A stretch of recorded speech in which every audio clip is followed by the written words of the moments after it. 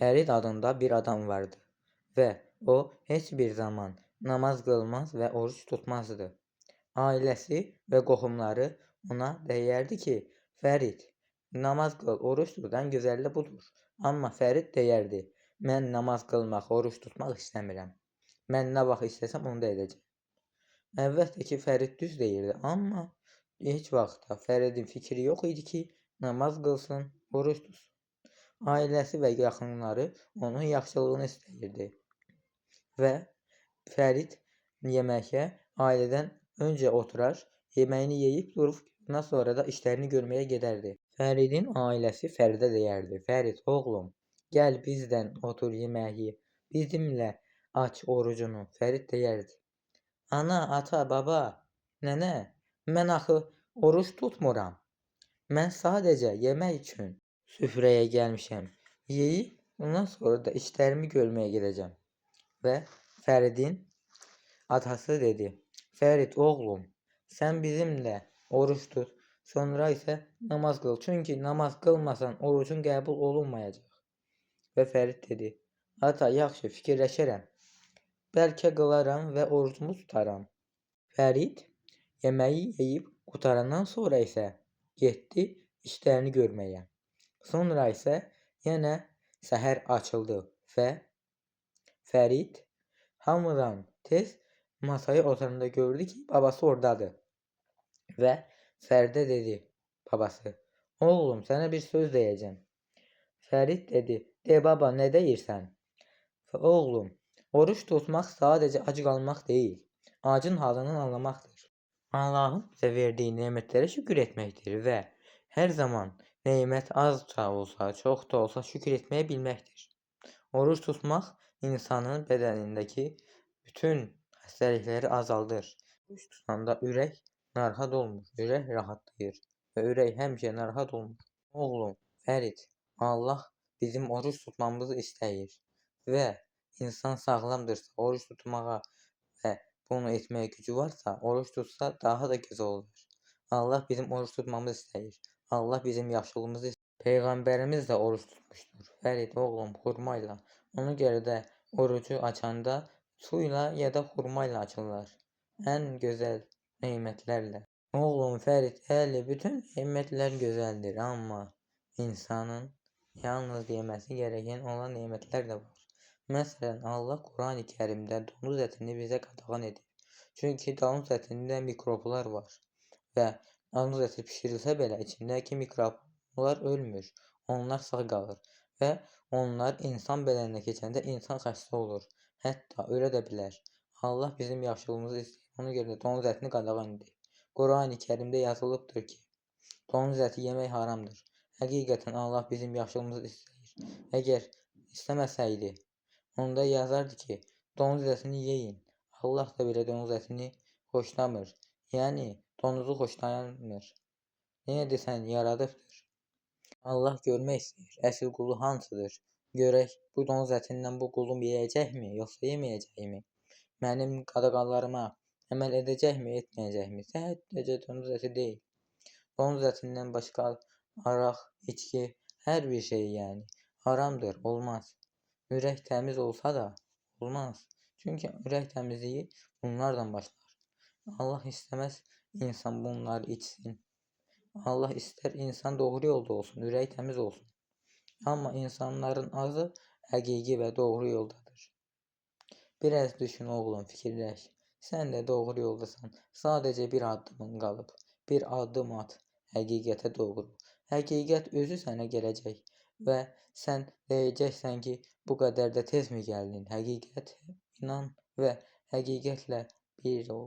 Çünki əvvəl-axırı həqiqətə qayıdacağıq və həqiqət bizə deyəcək, bu dünyada nə edəcəksiniz?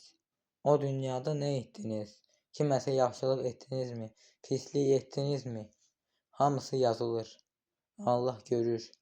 Əlbəttə ki, insanın özündədir. Məsələn, oğlum, sən yaxşılıq edirsən və pislik edirsən. Sənin pislik və yaxşılığın özündə qalır. Sən özün tək ölmürsən və sənin ruhun cənnətə ya da sənin ruhun Allahın huzuruna gedir. Ya da Allah deyir ki, qulumu imtahan edin, görüm o imtahandan çıxa biləcəkmi? Axırı bunlardan biri olur və səni ya da Allahın huzuruna gətirərlər, Allah istərsə. Allah deyər, sən dünyada nə yaxşılıq etdin? Sən bilirsən ki, nə qədər yaxşılıq etdin. Allah səndən daha yaxşı bilir.